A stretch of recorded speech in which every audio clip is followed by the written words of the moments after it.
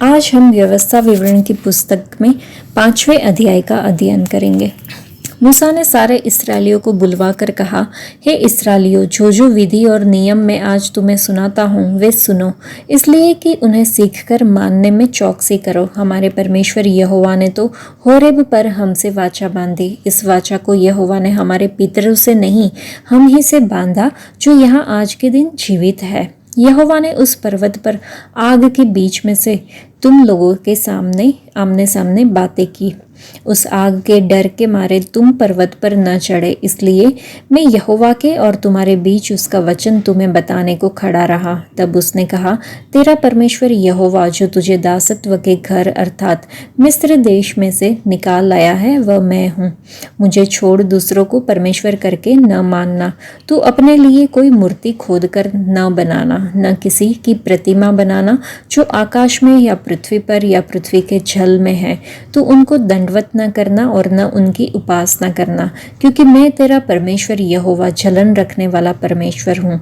और जो मुझसे बैर रखते हैं उनके बेटों पोतों और परपोतों को पितरों का दंड दिया करता हूँ।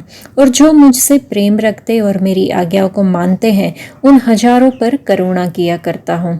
तू अपने परमेश्वर यहोवा का नाम व्यर्थ न लेना, क्योंकि जो यहोवा का नाम व्यर्थ ले वह उनको निर्दोष न ठहराएगा।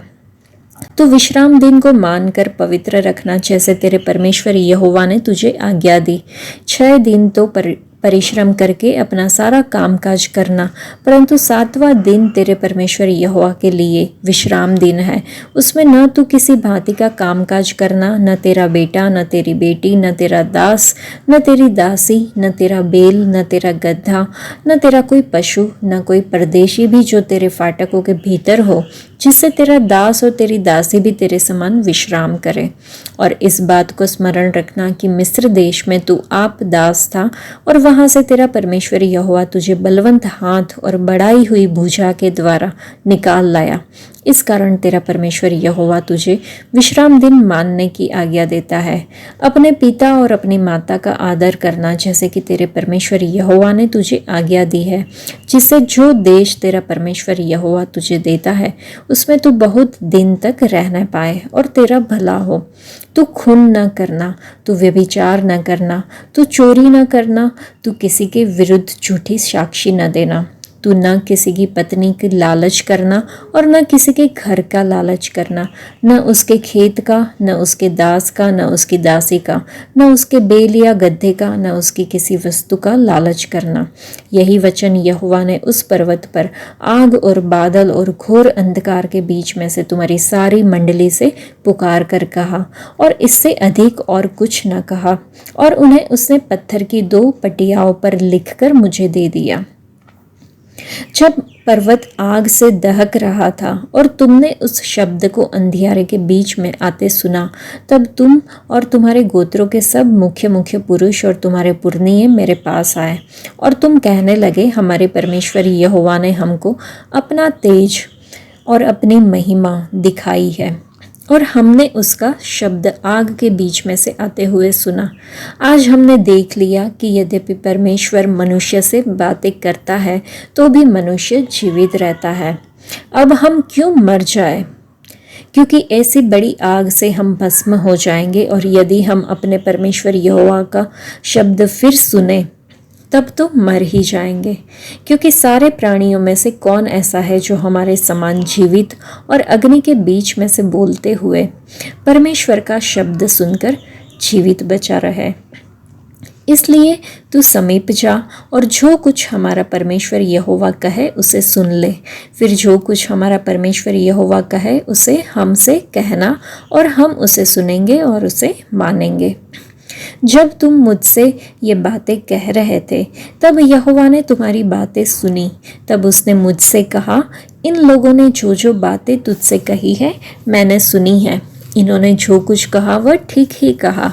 भला होता कि उनका मन सदैव ऐसा ही बना रहे कि वे मेरा भय मानते हुए मेरी सब आज्ञाओं पर चलते रहे, जिससे उनकी और उनके वंश की सदैव भलाई होती रहे। इसलिए तू जाकर उनसे कह दे कि अपने अपने डेरों को लौट जाओ।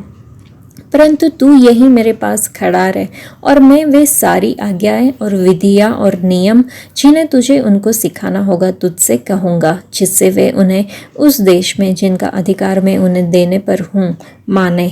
इसलिए तुम अपने परमेश्वर यहोवा की आज्ञा के अनुसार करने में चौकसी करना, न तो दाएं मुड़ना और न बाएं। जिस मार्ग पर चलने की आज्ञा तुम्हारे परमेश्वर यहोवा ने तुमको दी है उस सारे मार्ग पर चलते रहो कि तुम जीवित रहो और तुम्हारा भला हो, और जिस देश के तुम अधिकारी होगे उसमें तुम बहुत दिनों के लिए बने रहो। इस अध्याय में हमने देखा कि मूसा ने एक बार फिर उन 10 आज्ञाओं का वर्णन किया है जो परमेश्वर ने सिनाई पर्वत पर आग के माध्यम से आमने सामने इस्राएल के बच्चों को दी। मूसा ने इस्राएलियों से कहा, जैसा तुम्हारा परमेश्वर यहोवा ने तुम्हें आज्ञा दी है वैसा ही करने में चौकसी करना, तुम बाएं या दाहिनी ओर न मुड़ना। जिस मार्ग की आज्ञा तेरे परमेश्वर यहोवा ने तुझे दी है उसी मार्ग पर चलना, जिससे तू जीवित रहे और तेरा भला हो, और जो देश तुझे विरासत में मिलेगा उसमें तू बहुत दिनों तक जीवित रहे। व्यवस्था विवरण 5:14 में लिखा है कि तू कोई काम न करना, न तेरा दास न तेरी दासी।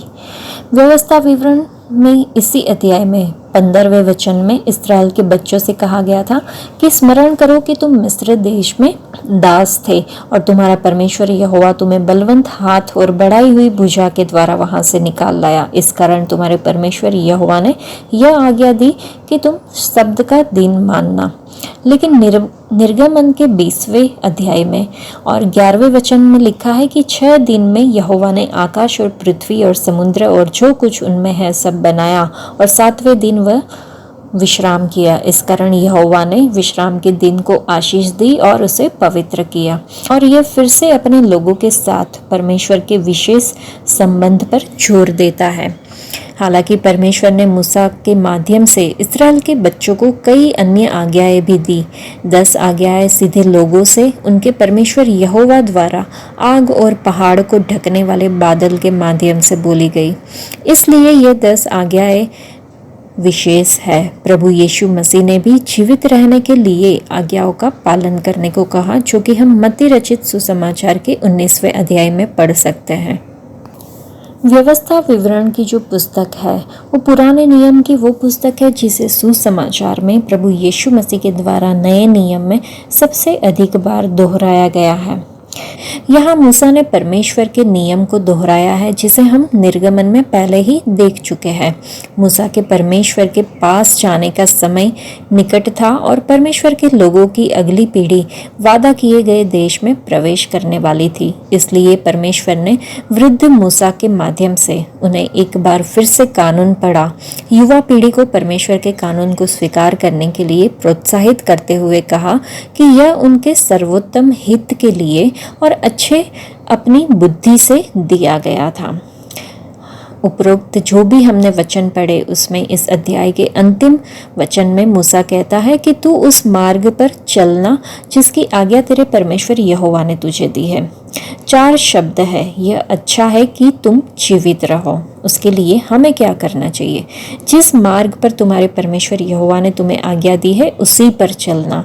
परमेश्वर के सभी मार्गों पर चलने का अर्थ है कि परमेश्वर की इच्छा के अनुसार जीना, अर्थात उस पर विश्वास करना और उसकी सभी आज्ञाओं का पालन करना। परमेश्वर के नियमों के प्रति निष्ठा। परमेश्वर के साथ चलना महंगा हो सकता है।